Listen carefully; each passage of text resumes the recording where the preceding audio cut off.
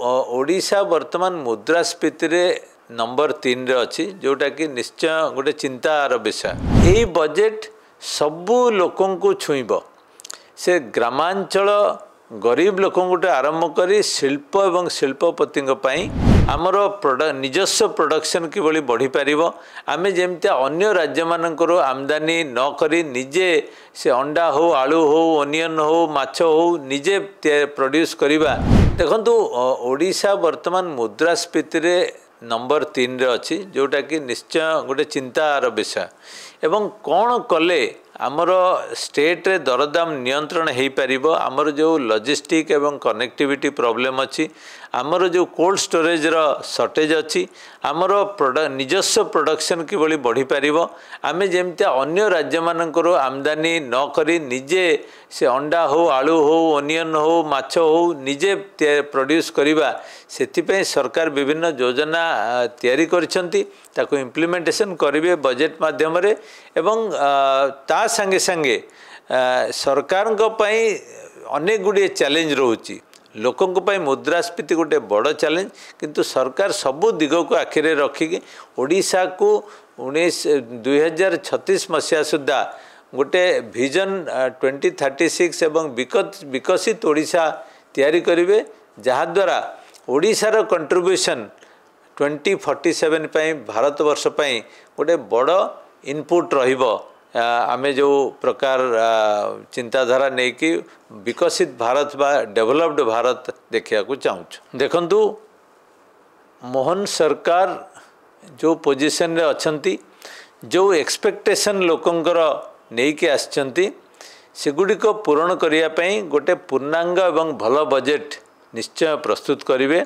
एवं एई बजेट सबू लोकों को छुईब से ग्रामांचल गरीब लोकों आरंभ कर शिल्प एवं शिल्पपति जो गुड़िक ओडिशार विकास रे साहाय्य करिवो। एवं गोटे बड़ बजेट जोटा कि आमे आशा करूचु 3 लाख कोटी ऊर्ध्व बजेट आनिबे। एवं जो ग्रामांचल विकास ग्रामर विकास लोकमानंग पई रोजगार कृषिर विकास आमर जो ट्राइबल सोसाइटी कहतु बा अन्यान्य वर्गर विभिन्न वर्गर लोकों पई कहतु, ता संगे संगे शिक्षा एवं स्वास्थ्य ताकू मध्य उन्नति किभली करा जाय पारिबो। आयुष्मान भारत को इंट्रोड्यूस करने संगे संगे शिक्षार विकास मध्य करा जिवो। एवं आमर जो इंफ्रास्ट्रक्चरल डेवलपमेंट जोटा कि सरकार सबुले चेष्टित अछंती सेथिरे अधिका फोकस मध्य दिया जिवो। एवं जो उत्कर्ष ओडिशा मेक इन ओडिशा माध्यम रे अधिकरु अधिका शिल्प एवं पुंजीपति मान को आकृष्ट करिया पई पॉलिसी माध्यम रे योजना करा जिवो। एमएसएमई रे जो रुग्ण संस्था माने अछंती तांकर रिवाइवल टू आरंभ करी नुआ एमएसएमई को प्रोत्साहन दबा, स्टार्टअप को अधिक प्रोत्साहन दबा। एवं जेमतिया एमएसपी रे अधिका टंका दवा पई सरकार प्रॉमिस करथिले एवं 800 टंका दौछंती मध्य क्विंटाल पिछा। सेही भली अन्यान्य कृषि उन्नति कोल्ड स्टोरेज र स्थापन एवं विभिन्न अन्यान्य योजना करिवे, जो थिरे आलोकेशन अधिकरु अधिका रहिबा संगे संगे आमर जो फिस्कल प्रुडेंस ओडिशा नंबर 1 अच्छी ताकू मध्य कंप्लाई करिवे।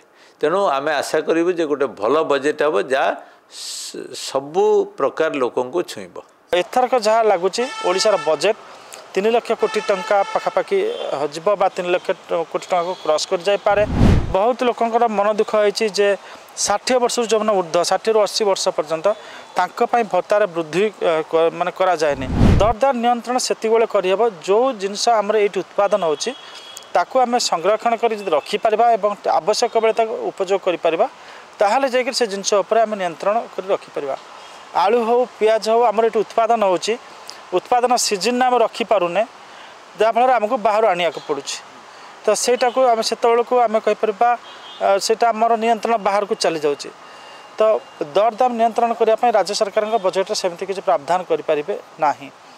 तो जहाँ करेंगे राज्य सरकार जे आपणकर जो विभिन्न योजना रही से योजना गुड़ाकर योजना को अधिक अर्थ दे पारे नुआ योजना घोषणा करें बा आपणकर सरकार जो अनगोइंग स्कीम अच्छी बा विभिन्न क्षेत्र अच्छी शिक्षा स्वास्थ्य शिल्प कथा कहतु तापर स्पेशल फोकस करें।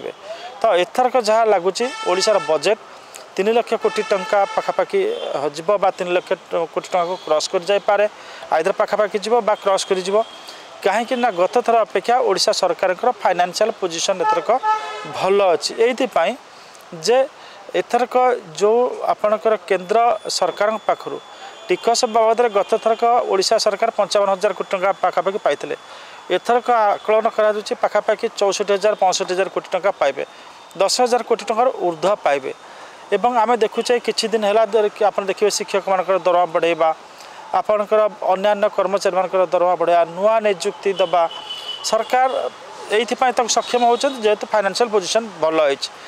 तो ये जो माने आम कहीपर जो नुआ नियुक्ति दि जाऊँगी एवं दरमा बढ़ा जाऊँगी विभिन्न कर्मचारी मानकर से आर्थिक व्यवहार करा छड़ा जो मैंने कहते महिला कृषि शिल्प विशेष करके आपणकर एमएससी मान जो अर्थ देवाई से आम देखा तापर स्पेशल फोकस रथरक बजेट कि दर दाम उपर राज्य सरकार सेमती किसी नियंत्रण रही पार ना। गोटे कथा हूँ जे तेल उपर जदि भाट छाड़ा कथा कौन से राज्य तेल उपर वैल्यू एडेड टैक्स छाड़े ना कारण सेटा हूँ कंचा पैसा रोजगार गोटाए मध्यम ना। एथरक देखा कथा जो भत्ता पैसा आपणकर 80 वर्ष ऊर्ध्व लोकंर 3,500 कर बहुत लोकंर मन दुख होती जे 60 वर्ष जो ऊर्ध्व 60 ରୁ 80 वर्ष पर्यंत तांको भत्तार वृद्धि माने करा जाए से माने मन उणा करिसेंती देखिया कथा बजेट से किसी अधिक अर्थ व्यवहार करा कि ना जदि व्यवहार करा ओल्ड एज पेंशन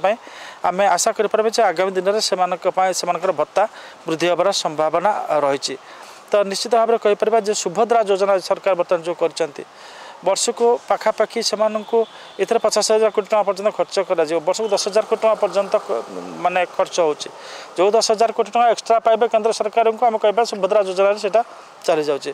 तो सरकार को वर्तमान खनि राजस्व ठिकाना भाव आसूँ आपंकर एक्साइज रेवेन्यू ठिकाना भाव आसूँ एवं वर्तमान आम कहीपर जे वर्तमान जो स्टाम्प ड्यूटी इत्यादि जो जमी जमा बिक्री जो स्टाम्प ड्यूटी आसे वर्तमान सरकार चाहूँगी जो पार्ट प्लॉट वर्तमान रजिस्ट्रेशन बंद अच्छी ताकू बर्तमान अलाउ करदेला स्टाम्प ड्यूटी बाबद किसी पैसा भी आसब सरकार खजाना को।